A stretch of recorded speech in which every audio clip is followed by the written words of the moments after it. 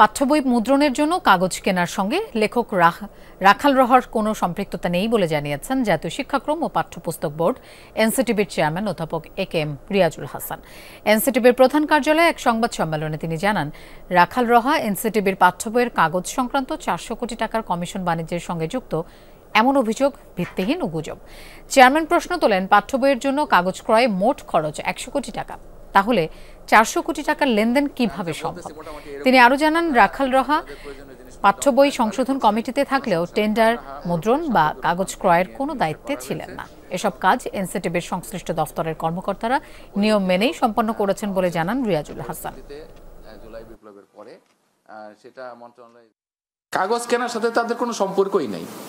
কাগজ কেনার সাথে সম্পর্ক হলো এই যে কাগজ পাওয়া যাচ্ছে না, এটা আমাদের প্রিন্টাররা বলেছেন যে কাগজের দাম বেড়ে যাচ্ছে, আমাদের কাগজ আমদানি এরা আগেও বলেছিল। 400 কোটি টাকার তো কোনো কাগজই আনা হয় নাই। 400 কোটি টাকা কমিশন বাণিজ্য উনি কিভাবে করলেন? কাগজ হলো 102 কোটি টাকার, তাও এখনো 35 কোটি টাকা সে পায় নাই। তারপরে 5 কোটি টাকা আর্ট কার্ড বাকি আছে এখনো।